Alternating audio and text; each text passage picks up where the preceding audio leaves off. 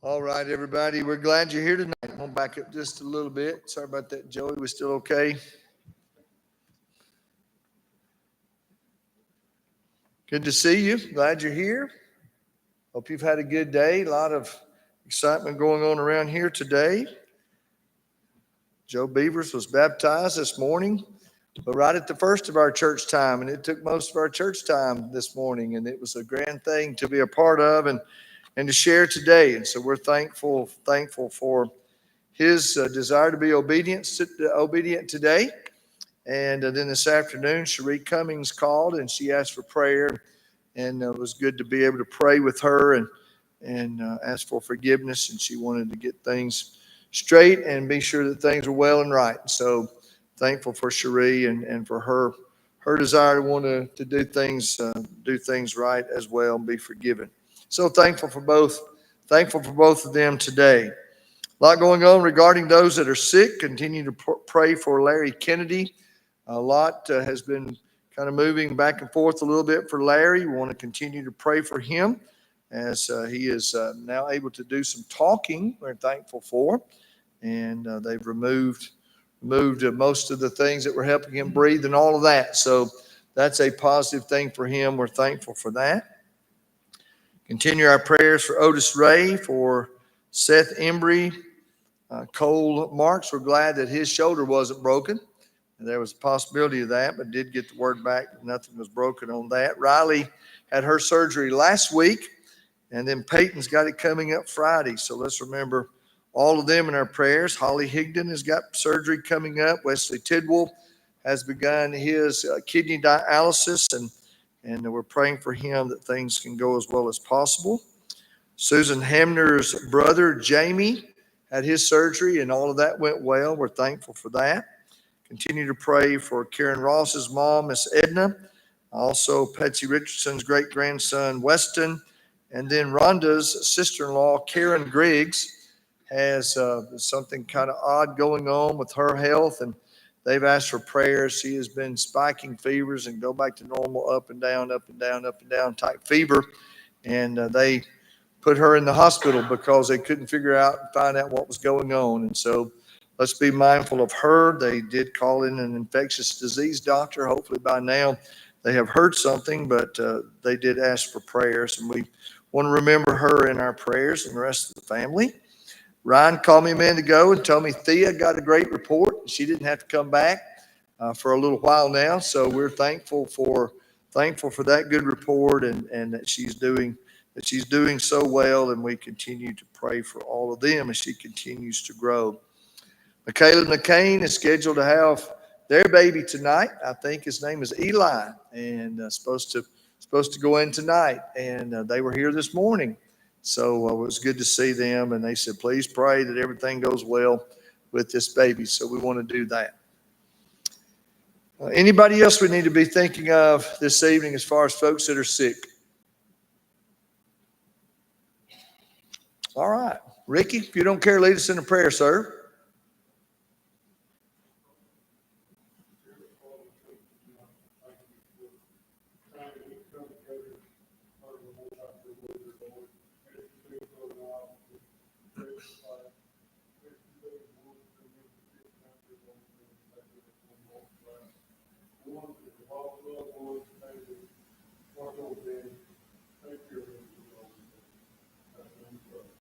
Amen. Thank you.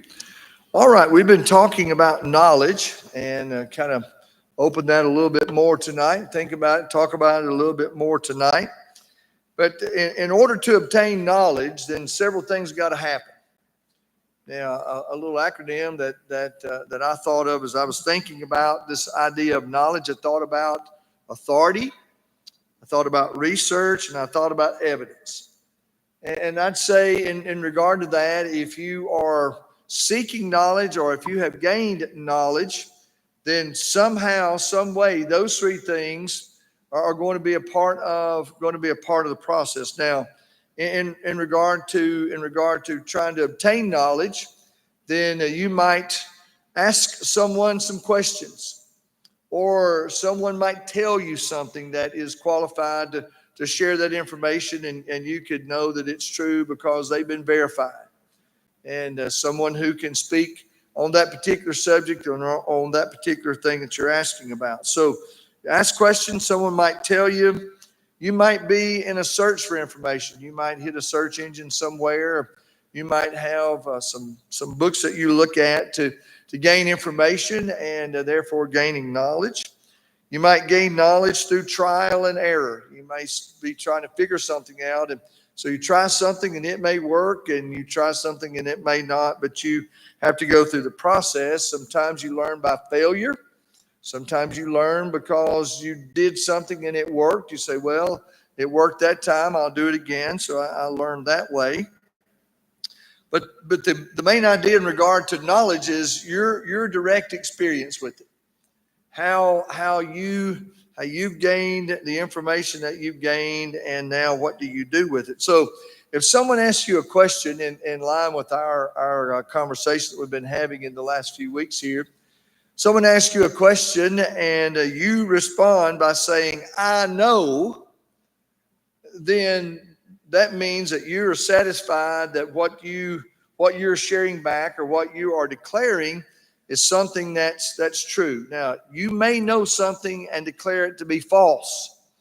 For instance, 2 + 2 does not equal 5, and someone says 2 + 2 equals 5, then you can say, I know that that's not true. I know that that's not a true statement.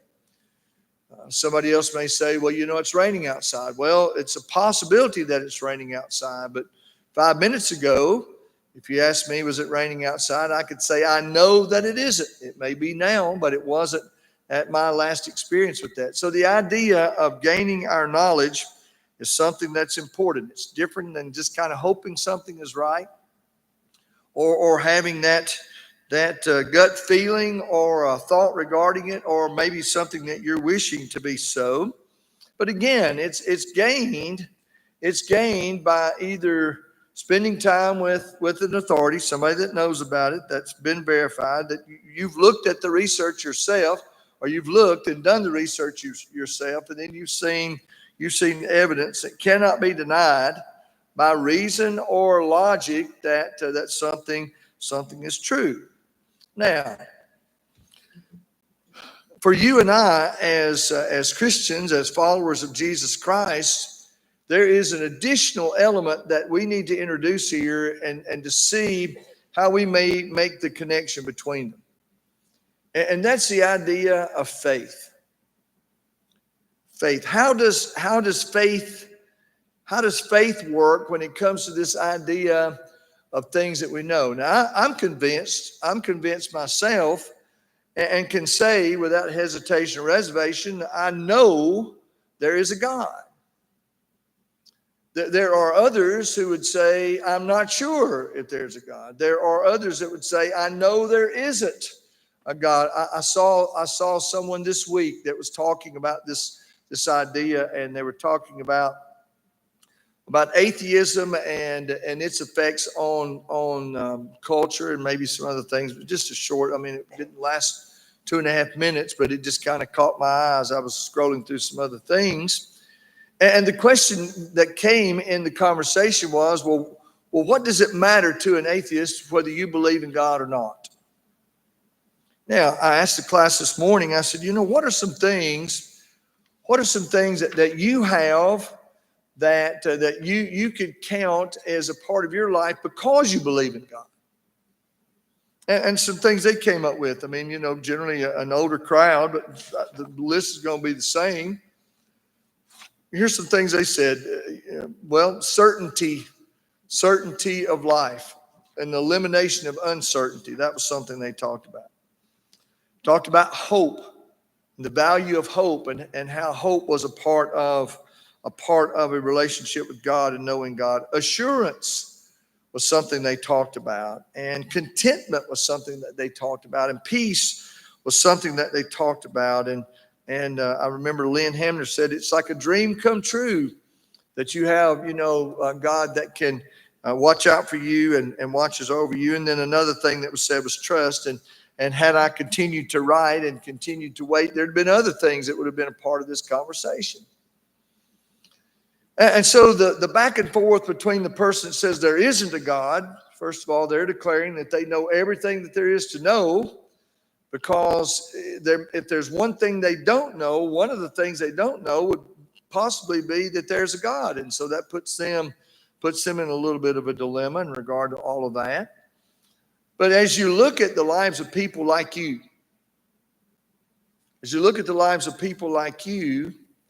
and you see what a difference that folks like you make in the lives of everybody else, why wouldn't everybody want you and me and others like us to be Christians in this world, because of the difference that we make in our culture and the difference that we should be able to make in the lives of others? So let's just say for a moment that we were going to, 1, 2, 3, 4, 5, 6, 7, 1, 2, 3, 4, 7 things we talked about a moment ago. And talking about this faith that we have in God, if we were going to take one of these out, and we were just going to excise it from the list, we're going to take it away from the list and say, okay, which one of these do you want to live without? Then let's talk about certainty about tomorrow, or hope, or assurance, or contentment, or peace, or trust, a dream come true. I mean, which one of those do you want to live without? And I can't declare any one of them as one that I'd say, well, take it or leave it. Just give it to me, or don't give it to me. I can manage it without it. Well, I really don't want to take any of these away. But anytime you take God away, then you take all of those things away.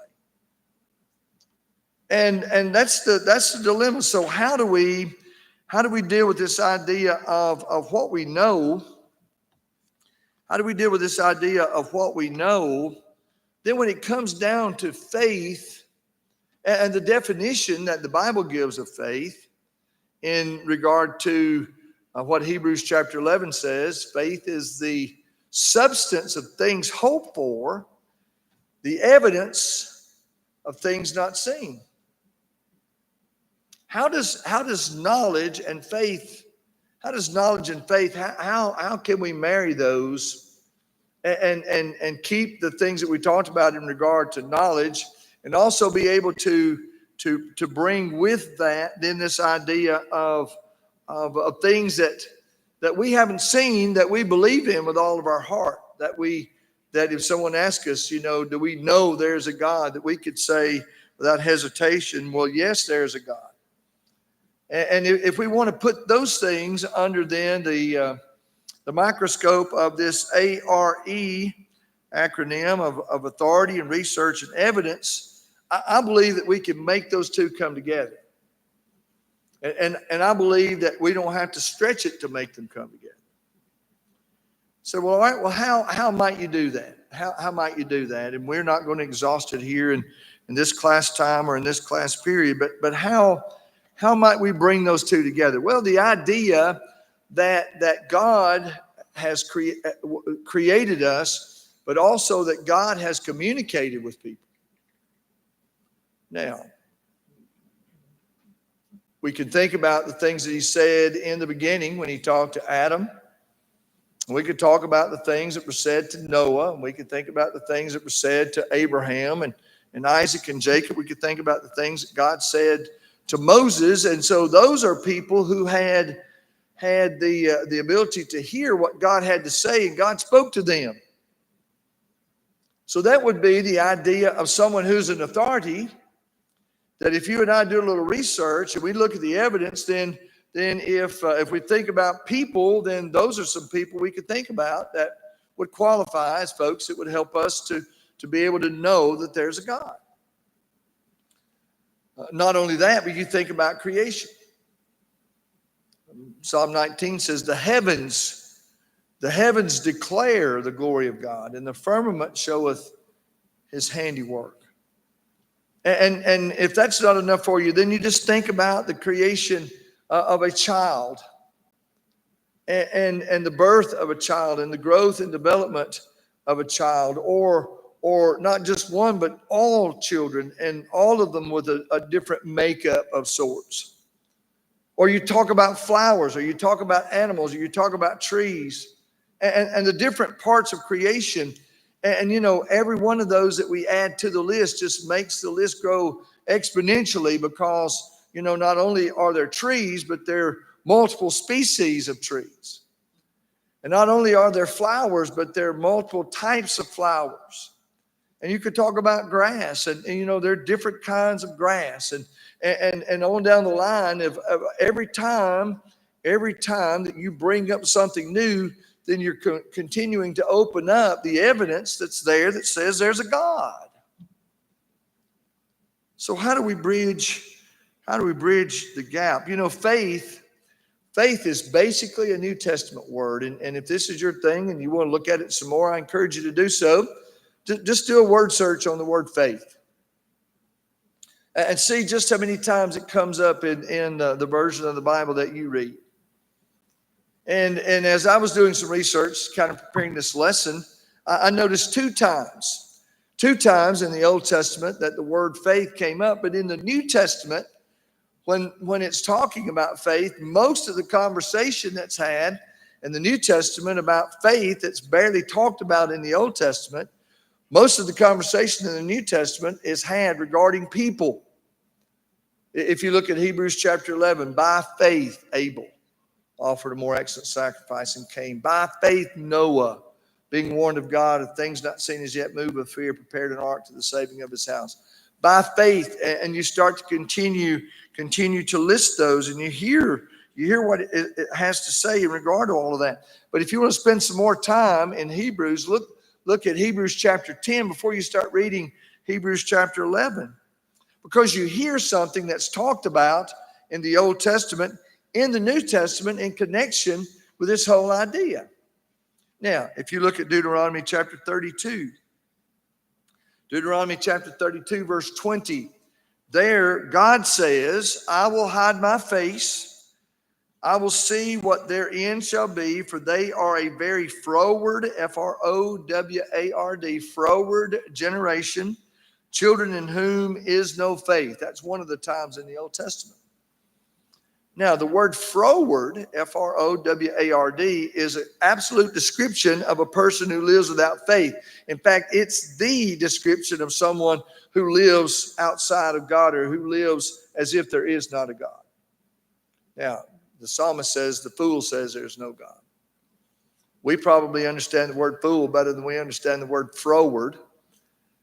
But the idea of someone who is froward, that they are actually an alien of righteousness, or they're set apart from things that are good to the absolute opposite extreme of the alternative of that, which is righteousness. God said the person who is froward is someone that there's no faith in. They don't have any faith in God or anybody else. The other is Habakkuk chapter 2, and Habakkuk is one of those little books over in the latter part of the Old Testament. It's one of my favorite books in the Old Testament. Conversation back and forth between Habakkuk and God, and there are things that God says, Habakkuk responds to it. Habakkuk then starts asking God some questions, and God responds to him. And this back and forth conversation, Habakkuk trying to understand what's going on with his people and why God is allowing certain things and why God is doing something else. And it's a pretty impactful book to be such a short book. Habakkuk chapter 2 is actually quoted several times in the New Testament. And if you do a word search on the word faith and do one on the words by faith, and see how many times the Bible talks about and uses those two words together, not just faith, but by faith. Habakkuk chapter 2, verse 4, behold his soul which is lifted up is not upright in him, but the just shall live by faith. And again, that's quoted a few times in the New Testament. So when you get then to Hebrews chapter 11, and you hear the things that are talked about, well, he first of all begins by verse 3 saying, by faith we understand that the entire universe was formed at God's command, that what we now see did not come from anything that cannot be seen. And then you start reading each of these each of these different places. Verse 3, by faith. Verse 4, by faith Abel. Verse 5, by faith Enoch. Verse 7, by faith Noah. Verse 7, by faith Noah prepared an ark to the saving of his house. Verse 8, by faith Abraham. Verse 9, even when he reached the land God promised him, he lived there by faith. Speaking of Abraham, he lived like a foreigner in tents, and so did Isaac and Jacob after him. Hebrews 11:11, it was by faith Sarah. Verse 17, it was by faith Abraham offered Isaac as a sacrifice. Verse 20, it was by faith that Isaac promised blessings for the future to his sons, Jacob and Esau.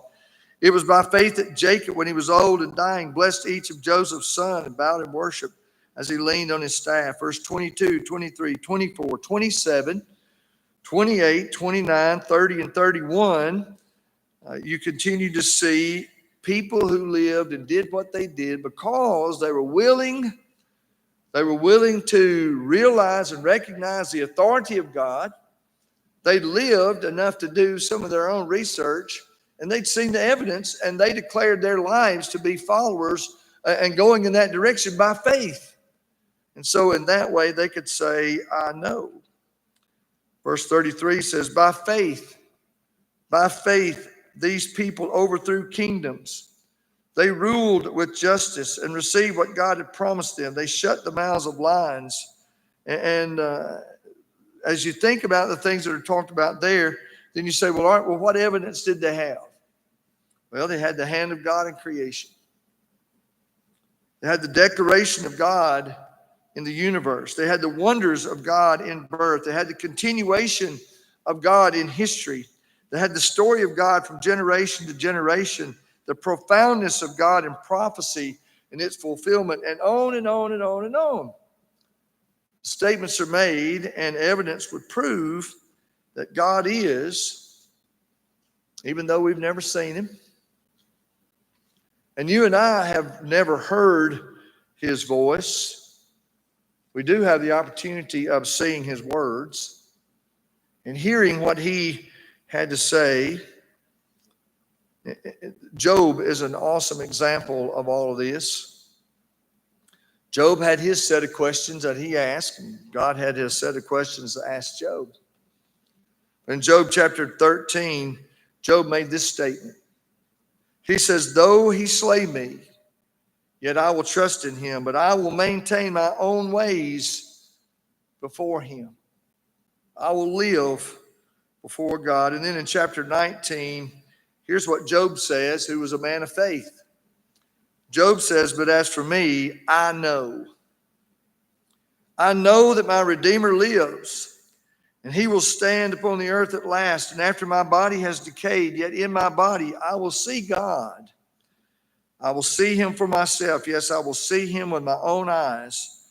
He says, I am overwhelmed at the thought. Job 19, 25 through 27. I know sometimes some of these questions that you and I might like to have an absolute I know about. There's some things we don't know. There's some things we don't understand, but even then, God declares that the secret things belong to him. There's some things that we will never know, some things we'll never see this side of eternity, but maybe one of these days, after we've lived our life in faith and trust and hope, that we will see some of those things and see them not as faith anymore, but as reality. The Bible says we walk by faith and not by sight. Faith comes by hearing, and hearing by the word of God. So somebody may ask you, do you know there's a God? I hope that you'll be able to declare, because of your faith, because of the evidence, because of all the things, just the short things we've talked about tonight, that God exists, that he is. In fact, the Hebrew writer would say it this way, without faith, it's impossible to please him. For he that cometh to God must believe that he is a rewarder. And that should and ought to describe all of us. Appreciate you listening. Thank you for thinking with me through these thoughts about things that we know. I encourage you to learn all you can and know all you can, because the more The more knowledge you have, the better off you are. As we mentioned Sunday, David said, "Thy word is a lamp unto my feet and a light unto my path. Thy word have I hid in my heart that I might not sin against you." And the words go on in that same line. I will have to say, as I was doing some study about it, if you'd asked me if I thought that the word faith appeared a lot in the Old Testament, I would have said yes. And I was surprised that the word faith did not appear. Faith does not appear except 2 times in the versions that I was checking, and that was in the King James.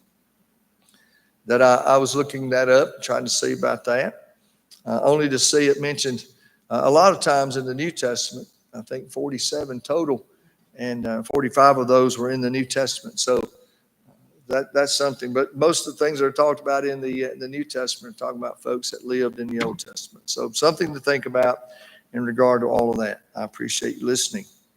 All right, let's cover a few of these things, folks at home. First of all, if there's spiritual need with anybody here or anybody at home, please give us a chance to assist you, and we'll do all that we can to assist you and help you in every way. And we encourage you to contact us and give us an opportunity to assist you from here at Atlas. I hope that you already have them. If you don't, then go ahead and put Eli and Ansley in your contacts. Their numbers are here for you.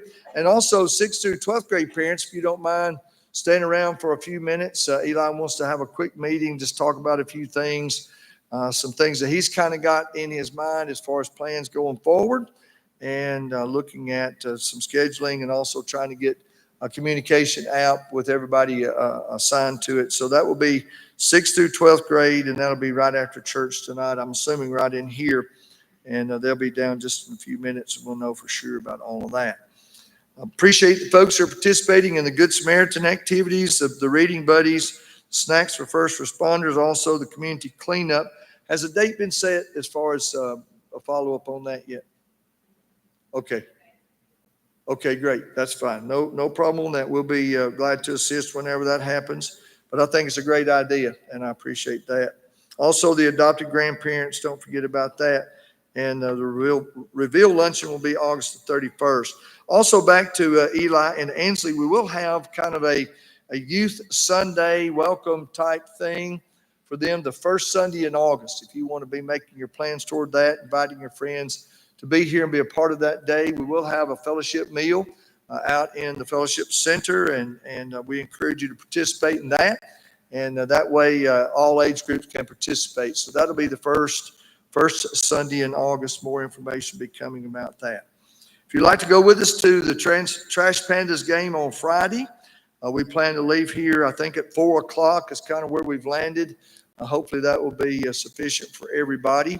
The cost is $15 per person. We have already ordered 29 tickets. If you want to go, we have 29 on the list, but if you want to go, we can order some more. We encourage you to do so. We are going to take the bus, and I do have a van on standby.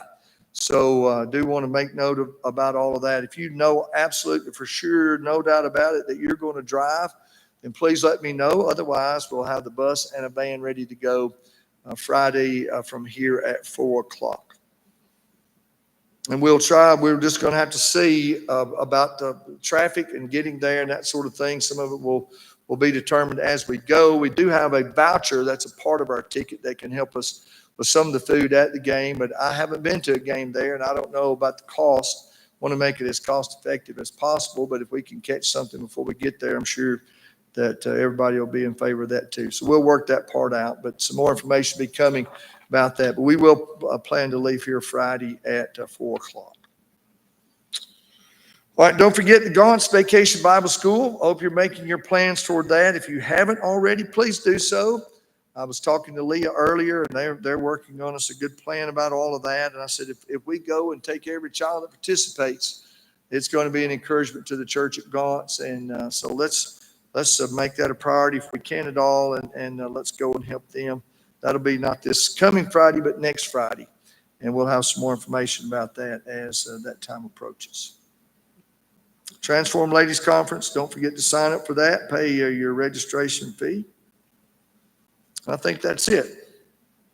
All right. Anything else before we close tonight we need to think about or talk about? Well, we're glad you're here. Appreciate you joining us. Dylan, if you don't mind, lead us as we pray.